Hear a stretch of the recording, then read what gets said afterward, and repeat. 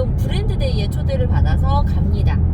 사실 가는 동안에는 시승기를 본격적으로 찍지 않을 거예요. 왜냐하면 이 차를 타고 장거리를 가는 건 오늘이 처음이라서 일단 갔다가 와보고 오는 길에 좀 여러분께 말씀을 드리려고 해요. 그러면 지금은 왜 켰냐? 일단 출발한다고 여러분께 보고를 드리고, 그리고 단거리 시내도로에서 탔을 때 어땠는가를 얘기를 해드리려고 해요. 자, 이 아이는요, 시내도로 끌고 나가면 좋긴 좋은데 약간 덩치가 확실히 커요. 뭔가 이렇게 펌핑을 많이 한 근육질이라고 생각하시면 될 것 같아요.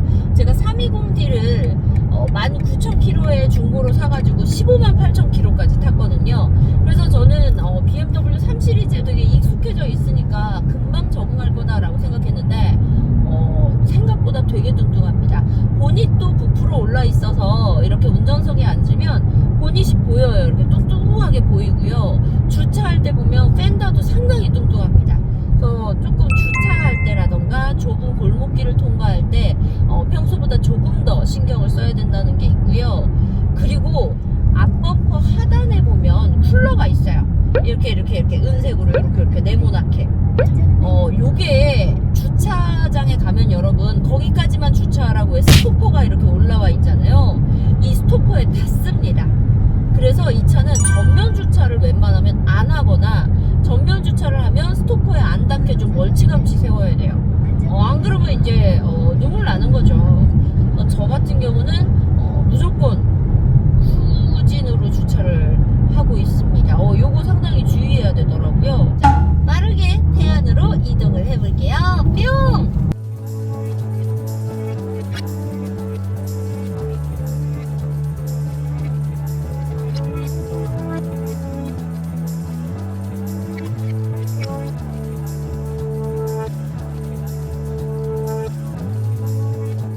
자, 여러분 여기서 뭘 했는지는 다음 영상에서 보여드리고요.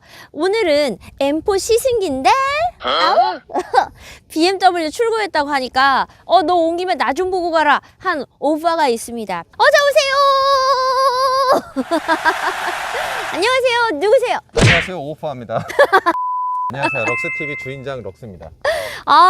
우리 럭스TV 하면은 또 BMW 큰형님 아닙니까? 큰형, 그쵸. 8이니까 제일 크죠? 네. 제일 위에 숫자네요. 제 새아가 어때요? 갑자기 M4를 사셔가지고 선물 주려고 뭐 여러 가지 좀 와. 준비하긴 했는데. 네, 감독님 일단, 이거 봐요. 일단 찍으면 우리 건 거잖아. 오, 좋다, 그쵸. 좋다. 일단 핸드폰 거치대 이렇게 할 수 있는 거 이렇게 편한 거 네. 요거 이제 하나 선물로 주고. 잠시만요. 촥! 오! 아니, 달기는 되게 쉽네요. 송풍구에다 고정을 하는구나. 송풍구에 그냥 빨래집게 꽂듯이 빡. 근데 아이폰은 붙는데, 이건 안 붙어. 근데 무선 충전 된다. 이거의 정가운데 항상 정가운데. 모든 배터리는 정가운데 있기 때문에. 근데 확실히 이게 크니까 붙이기가 좀 쉽겠다. 가운데 해갖고 해서 BMW 약간 대충 붙이는 느낌이긴 한데, 네, 대충 붙여도 대충 맞을 것 같긴 해. 네, 제 폰이 아니니까요. 그냥 그립톡 있는 줄 알았어. 오! 이거 뭐냐면, 근데 얘를 붙여도 그립톡이 붙어요? 거기에 붙이는 그립톡이. 그 좋지. 이렇게 하면 핸드폰도 안 떨어지잖아요. 근데 진짜 문제는 좋지. 뭐냐면 이게 이렇게 있으면 이게 안 되잖아. 빼. 얘를 떼라고? 자석이잖아. 자, 다시 앞으로 가시죠. 뭔가 줄 게 더 남았다고 합니다. 뿅! 두 번째는 여기다. 이건 뭐예요? 와이퍼. 네, 우리 수입차들 소리 하도 나갔고. 네, 맞아. 여러분, 저는 럭스TV가 제일 부러운 게요. 이 로고인 것 같아요. 로고가 진짜 너무 잘 만들지 않았어요? 딱 XX 해가지고. 어쨌든 네.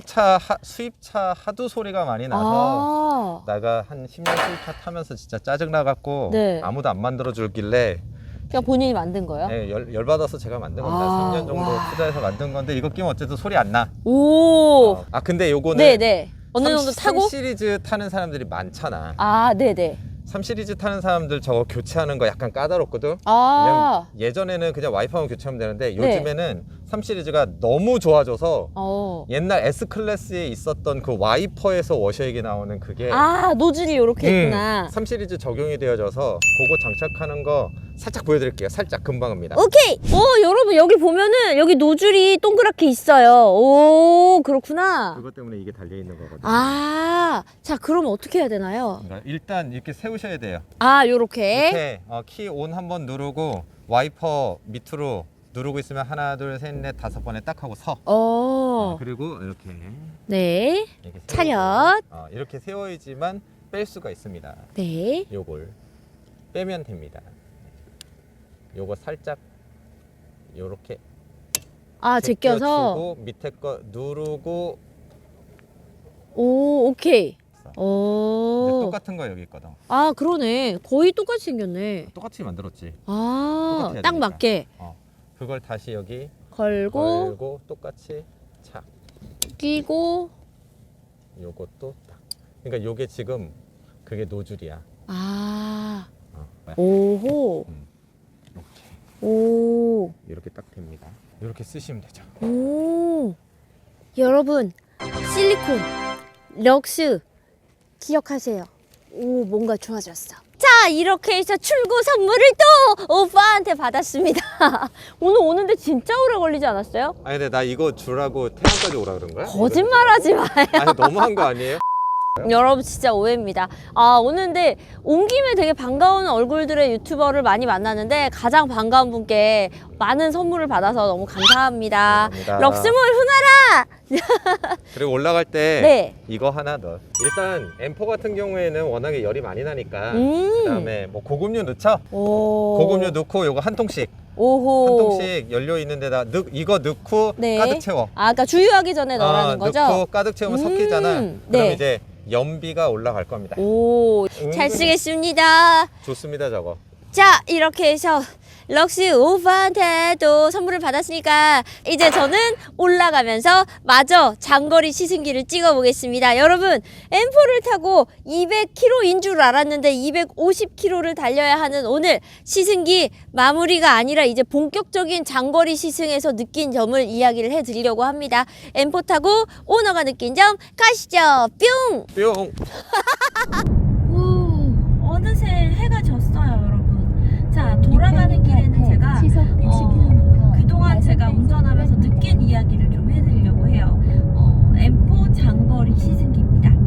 먼저 변속 충격에 대한 이야기를 정말 많이들 하시더라고요. 이 이야기를 꼭 해야겠습니다. 지금 여러분이 타고 계신 이 차량은 G바디예요. G82고요. 이전 세대인 F바디나 E바디의 M들은 DCT 듀얼 클러치 미션을 채용하고 있었습니다. 그런데 지금 이 보고 계신 이 차량 G바디부터는 GF 오토 미션으로 바뀌었어요. 처음에는 이 부분을 진짜 많이 깠어요, 사람들이. 듀얼 클러치에서 오토 미션으로 바뀐 건 뭔가 그 남자들의 다이나믹함을 지운 거다, 이런 얘기를 되게 많이 하셨거든요. 변속이 될 때마다 수동 차량을 특히 타시는 분들 이거 뒷목에 이렇게 탁 제껴지는 변속 충격이 있는데 그게 사라진 건 사실입니다. 근데 장거리 시승에서 그게 사라진 건 되게 장점이더라고요. 이게 없으니까 얼마나 편해. 뒷목의 건강을 지켜주잖아요. 그래서 저는 오히려 운전의 피로도가 상당히 줄었다라는 생각이 들고요. 근데 뭐 GF 오토 미션이라고 해서 완전 노잼이고 완전 별로인 건 아니라고 생각을 해요. M은 M입니다. 얘네가 되게 잘 개량을 했어요. 그래서 변속 충격은 줄었는데 변속은 빠릅니다. 변속 충격이 사라진 부드러운 DCT 같다라고 생각을 하면 돼요. 그래도 아나님 M은 DCT죠 라고 하시는 분이 계시다면 M의 터줏대감 M5는요 예전부터 GF였어요. 그러니까 M은 DCT죠 라는 게 진리나 뭐 그런 건 아니라는 거죠. M5가 이 GF를 채용할 수밖에 없었던 이유, 그리고 M4가 GF로 갈 수밖에 없는 중요한 이유가 있습니다. 바로 X드라이브 4륜구동 때문인데요. DCT 미션은 4륜구동이 없거든요. 여러분께서 아시는 것처럼 저는 사실 M은 무조건 후륜이라고 생각을 해서 2013년형이 아니라 2021년형을 택했잖아요.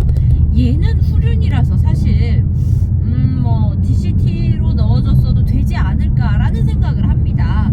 저도 약간 이런 운전의 재미를 좀 좋아하는 사람이라서 사실 그런 생각을 안 하는 건 아니지만 아무튼 좀 장거리 다니기에 이게 없어가지고 저는 좀 편안하게 250km를 이동하고 있습니다. 자, 이번에는 연비에 대한 이야기를 좀 해드릴게요. 탱크는 60L고요. 풀로 주행하면은 한 600km 정도 주행한다라고 보시면 돼요. 고급유 기준으로 각 돈은 한 풀주유대 한 11만원 정도 드는 것 같은데 이거는 뭐 기름값 따라 왔다 갔다 하니까요. 연비는요, 고속 주행을 좀 했더니 7 정도 나오고요. 지금처럼 이렇게 장거리를 탈 때 그냥 안 타고 크루즈를 켜면 10 정도까지 나온다고 하는데, 자, M이라고 해서 연비 쓰레기일 거다라고 생각을 하시는데요. 실제로 타보니까 그 정도는 아니더라고요. 그리고 M4는 ACC 기능이 있습니다. 액티브 크루즈 컨트롤. 아니, M인데 굳이 그걸 쓸까 싶지만 의외로 씁니다. 차선도 잘 타고요. 차간거리 유지도 잘 타고요. 버튼 한 번으로 돼가지고 언제 그걸 되게 유용하게 쓰냐면, 차를 타고 가다가 에어컨을 켜야 돼. 그러면은 여러분, 레이 같은 거는요, 그냥 에어컨 버튼 누르면 끝나요. 근데 얘는 이 안으로 들어가야 돼요. 메뉴 버튼을 눌러가지고 에어컨을 설정을 해줘야 돼가지고 시선을 잠깐 떼야 되거든요. 그래서 그럴 때 좀 좋더라고요. 이번에는 주행 모드에 대한 이야기도 좀 해드릴게요. 노말, 스포츠, 스포츠 플러스, 인디비주얼로 나누고요. 이 스티어링 휠에 M1, M2 버튼이 있습니다. 그래서 저 같은 경우에는 M1에다가 내가 원하는 서스 핸들 배기를 넣어놔요. 그래가지고 그러니까 스포츠 플러스로 넣어놓겠죠. 그래서 좀 달려야겠다 싶을 때는 M1을 한 번 누르면 딱 그대로 쭉 하고요. EDC라고 해서 전자식 가변 서스뿐 아니라 핸들과 배기까지 딱 조절. 에어컨 켜는 것보다 달리기 세팅하는 게 더 편합니다. 에어컨은 이렇게 여러 번 눌러야 되고 M1 버튼 한 번만 딱 누르면 끝. 역시 그냥 M스럽지 않습니까?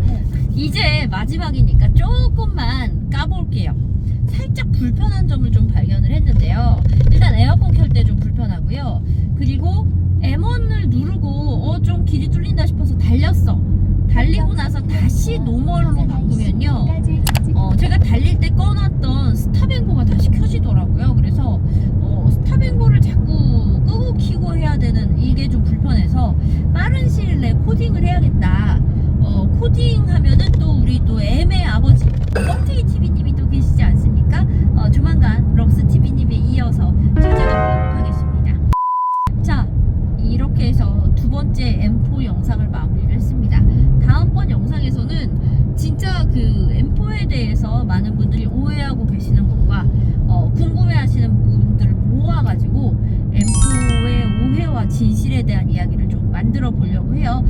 그걸 만들기 위해서는 제가 또 무엇보다도 이 차를 열심히 또 끌고 다녀가지고 오너로서의 뭔가 깨달음을 얻어야 되지 않을까라고 생각을 해봅니다. 여기서 길고 긴 장거리 시승기를 마치겠습니다. 다음 영상에서 여러분 만날게요. 구독, 좋아요, 댓글, 알람 설정도 부탁드려요. 안녕.